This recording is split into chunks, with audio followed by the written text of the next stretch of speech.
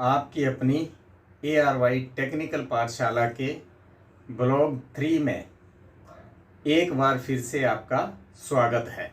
अब तक के ब्लॉग के आधार पर हम लोगों ने ये जानने की कोशिश की है कि हमारी लाइफ का हर पल, हर पड़ाव कितना इम्पोर्टेंट है। यानी हम कह सकते हैं कि किसी भी मकान की लाइफ उस मकान की नींव और उसमें लगी हुई हर ईंट के ऊपर डिपेंड करती है कि वो कैसे लगाई गई है। ठीक उसी तरह हमारा भविष्य भी इस बात पे डिपेंड करता है कि हमने अपने शुरू के पड़ाव, शुरू के लाइफ ईंट रूपी पड़ाव किस ईमानदारी और किस ढंग से पार किए हुए हैं। यानी हम सीधे शब्दों में कहें तो यदि हमने कल के लिए आज अपने आप को सही तरीके से तैयार नहीं किया तो कल हमारा रास्ता उतना ही मुश्किल होता जाएगा। आई थिंक अब हम ये जान चुके हैं कि हमारा ये पड़ाव हमारे अपने कैरियर के लिए कितना इम्पोर्टेंट है और ये हमारी लाइफ भी बदल सकता है। उम्मीद है कि अब तक हमने अपनी स्पेसिफिक लाइन, यानी जिस लाइन में हमने अपना कैरियर बनाना है वो हमने सेलेक्ट कर ली हुई होगी, यानी चुन ली हुई होगी। हाँ, मैं यहाँ पर एक लाइन और ऐड करना चाहता हूँ कि हम जो स्पेसिफिक लाइन चुन रहे हैं, यानी जिसमें हम अपना कैरियर बनाने वाले हैं, वो अपने इंटरेस्ट के आधार पर ही हो तो ज़्यादा अच्छा रहेगा। क्योंकि अल्टीमेटली उस जर्नी में चलना हमें खुद ही है। हमें अपने पे पूरा भरोसा होना बहुत ज़रूरी है।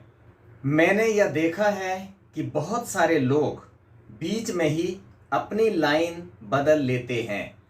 हालांकि इसके पीछे मजबूरियां कुछ भी हो सकती हैं, लेकिन मेरे हिसाब से माँ बाप का अपने एक्सपीरियंस के हिसाब से डिसीज़न और बच्चे का उस पर्टिकुलर सब्जेक्ट, उस पर्टिकुलर लाइन में इंटरेस्ट ना होना भी एक मेन रीज़न होता है। इस केस में ज़्यादा बेटर रहेगा कि हमें माँ बाप के डिसीज़न के साथ यदि हम अपना इंटरेस्ट भी साथ में मिला लेते हैं तो ये हमारे कैरियर को सक्सेस करने के लिए बहुत आसान रास्ता बन जाएगा।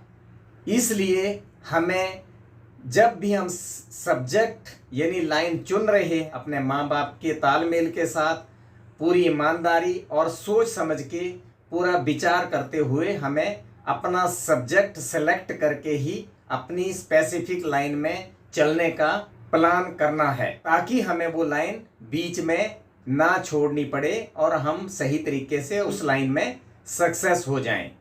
बीच में लाइन चेंज करने से क्या फ़ायदा नुकसान हो सकता है ये हम भली भांति समझ सकते हैं। अब हम बात करेंगे इलेक्ट्रॉनिक्स एंड टेलीकम्युनिकेशन, जिसे समझने के लिए इलेक्ट्रिकल तो रहेगा ही, साथ में मैकेनिकल भी डिस्कस करेंगे। अब यहाँ से जो मेरा ब्लॉग देख रहे हैं, स्पेशली वो लोग जो स्पेशली इस पर्टिकुलर लाइन में अपना कैरियर बनाना चाहते हैं, बनाने वाले हैं, उनको मैं बता दूं कि सबसे पहले हम इलेक्ट्रिसिटी के ऊपर बात करेंगे। इलेक्ट्रॉनिक्स एंड टेलीकम्युनिकेशन को जानने के लिए इलेक्ट्रिसिटी का जानना बहुत ज़्यादा ज़रूरी है। वैसे भी इलेक्ट्रिकल एक ऐसा इंटरेस्टिंग सब्जेक्ट है जो हर किसी के लिए जानने के लिए काफ़ी फ़ायदेमंद हो सकता है। क्योंकि आजकल हम जितनी भी चीज़ें देखते हैं, यानी अपने डेली यूज़ में भी बहुत सारे ऐसे उपकरण हैं जो ज़्यादातर चीज़ें हमारी इलेक्ट्रिकल यानी इलेक्ट्रिसिटी से ही चलती हैं। इसलिए इसकी थोड़ी सी जानकारी यदि सबको हो जाए तो ये हम सब के लिए बहुत ज़्यादा फ़ायदेमंद साबित हो सकता है, जिससे हम डेली यूज़ होने वाले इलेक्ट्रिकल उपकरण की रख रखाव और उनकी छोटी मोटी रिपेयरिंग के लिए भी हम आसानी से उसका उपयोग कर सकते हैं। वैसे घरेलू उपकरणों के ऊपर हम आगे चल के थोड़ा सा डीप में उनका प्रैक्टिकली भी हम इसको करने की कोशिश करेंगे। और हाँ, इलेक्ट्रिसिटी से ऑपरेटेड चीज़ों पे काम करने के लिए हमें सही नॉलेज होना बहुत ज़्यादा ज़रूरी होता है।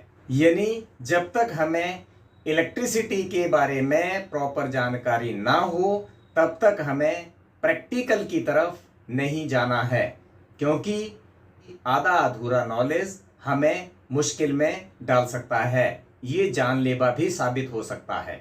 इसलिए हमें इसके लिए सबसे पहले प्रॉपर जानकारी होना बहुत ज़्यादा ज़रूरी है। अब हम सबसे पहले इलेक्ट्रिसिटी की ही बात करेंगे। ये क्या है, इसकी खोज किसने, कब और कैसे की, और इस पे काम करने के लिए हमें किस किस टाइप की सावधानियां बरतने की ज़रूरत है, ये सब हम अपने अगले ब्लॉग में शामिल करेंगे।